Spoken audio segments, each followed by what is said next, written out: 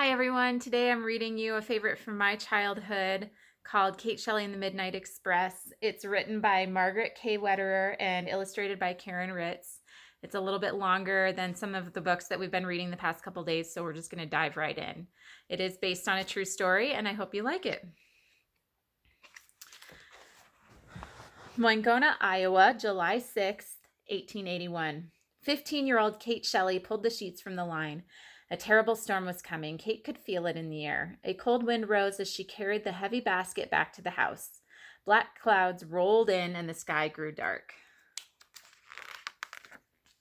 Kate stood at the kitchen window with her younger sisters and brother. They saw lightning flash. They heard thunder crack in the hills, and then the rain came.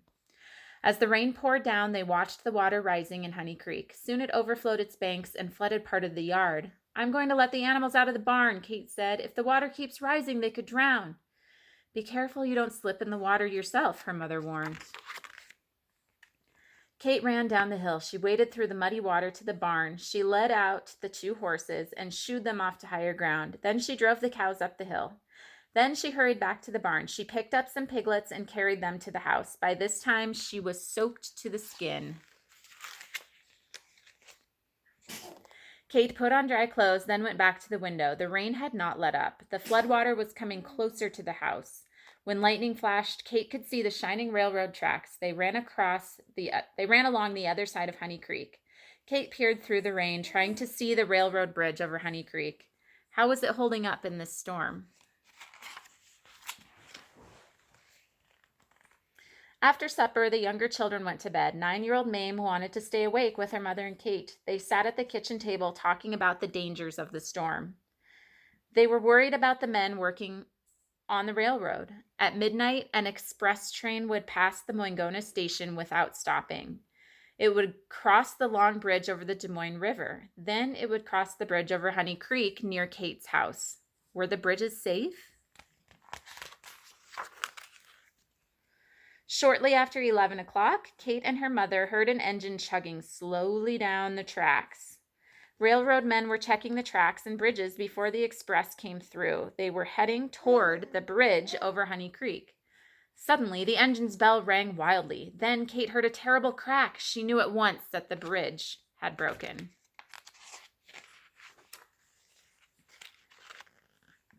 Kate heard the hot engine hiss as it hit the cold water. She jumped to her feet. "Oh, Mother," she cried, "they've gone down in Honey Creek. I must go help." The crash woke the children. They watched silently as Kate pulled on a jacket and an old straw hat. Then she lit her father's railroad lantern. "You can't go, Kate," her mother said. "It's too dangerous." "I have to go, Mother," Kate answered. "Someone may still be alive in Honey Creek, and I have to stop the Midnight Express." "Please, Kate," her mother cried, "don't go. The floodwaters are almost at our door." "If that were Father down there, wouldn't we want someone to help him?" asked Kate. "You're right," her mother agreed. "Go ahead then, but be careful. We're praying for you." Kate could not cross the flooded yard to get to the broken bridge. Instead, she started up a path behind her house. She would reach the tracks where they ran through the hills. Water poured down the hillside. Kate climbed over fallen trees. Her skirt caught in the wet brambles. Her shoes sank in the mud, but she held her father's lantern before her and kept going. At last, she reached the tracks. Kate ran along the tracks back to the broken bridge. She looked out over the dark waters of Honey Creek. She could not see the engine or hear any of the crew. Had they all drowned? But then Kate thought she heard a shout. In the roar of the storm, she was not sure. She listened again. Yes, there it was. Someone was calling. Lightning flashed. Kate saw someone holding on to the branches of a treetop just above the water. Thunder boomed. As it faded, Kate heard voices calling again. She could hear 2 men's voices now, but she couldn't make out their words above the howl of the storm. Hang on, Kate shouted. "I'll get help." Kate swung the lantern back and forth. Now the men would know she had heard them and was going for help. Kate began to run toward the Moingona station. There wasn't much time. She had to get to the station before midnight, before the express. Kate ran along the tracks. Even before she reached the Des Moines River Bridge, she could hear the rush of the floodwater. She held up the lantern to light her way over the bridge, but as she did, a fierce wind blew out the lantern's small flame. Kate stared into the darkness. To reach the Moingona station, she would have to cross this river. The long wooden bridge stretched before her. Beside the tracks was a narrow walkway. Some of its boards were missing. There was no handrail to hold.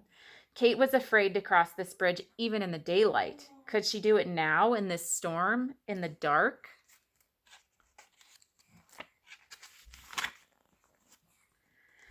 Kate thought of the men in Honey Creek. She thought of all the people on the train speeding toward the broken bridge. She got down on her hands and knees and began to crawl across. Kate felt for gaps in the walkway so she would not fall through. Nails and splinters cut her hands and knees and tore her skirt. She gripped the steel rail of the tracks to keep the wind from sweeping her over the side. Trees and logs in the flooded river crashed against the bridge, making it shake. When she reached the middle of the bridge, great flashes of lightning suddenly lit the night. She looked up. A huge tree was coming down the river straight toward her.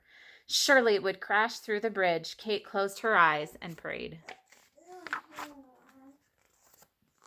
In the next moment, the river pulled the tree down under the water. Kate felt the tree scrape beneath the walkway, and then it was gone. Kate was shaking with fear, but she could not stop to rest. She knew it must be almost midnight. She had to reach the station before the midnight express. At last, Kate's hand touched land. She had crossed the river. The Moingona station was less than a half mile ahead. She got to her feet and began to run. Her heart pounded, her throat ached, but through the rain, she saw the lights of the station.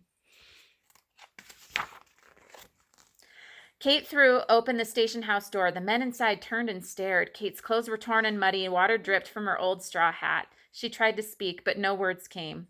At last, she gasped, "The engine went down in Honey Creek. Stop the express." Then she sagged to the floor. "That girl must be crazy," someone said. But the station agent knew Kate. "She means the bridge is out," he shouted. "We must stop the express." He rushed to the telegraph and tapped out a message to Ogden, the station before Moingona. "Stop express, bridge out, stop express." Another man grabbed a lantern. Then he ran to the platform. He would flag down the express if the telegraph message was too late. The express, with 200 people aboard, was still speeding toward the broken bridge. But Kate's warning had come on time. Railroad men stopped the train at Ogden. It was the last telegraph message sent or received that night. The storm knocked out telegraph service for 40 miles along the line. Someone helped Kate to a chair. Someone gave her a glass of water. "2 men are still alive in Honey Creek," Kate said. "I saw them holding onto trees in the water." "Let's try to save them before they're washed away," a man said. "Would you help us, Kate?" Another man asked. "Would you show us where they are?" Kate rode the engine with the rescue party. They crossed the Des Moines River on the same bridge Kate had crawled over not long before. The engine stopped at the broken bridge at Honey Creek, and everyone shouted. The men in the water answered. They were still hanging on, but there was no way to reach them from that side of the flooded creek. Kate led the rescue party into the hills behind her house. She led them through the woods to a bridge further upstream. There they crossed Honey Creek and at last rescued the 2 exhausted men.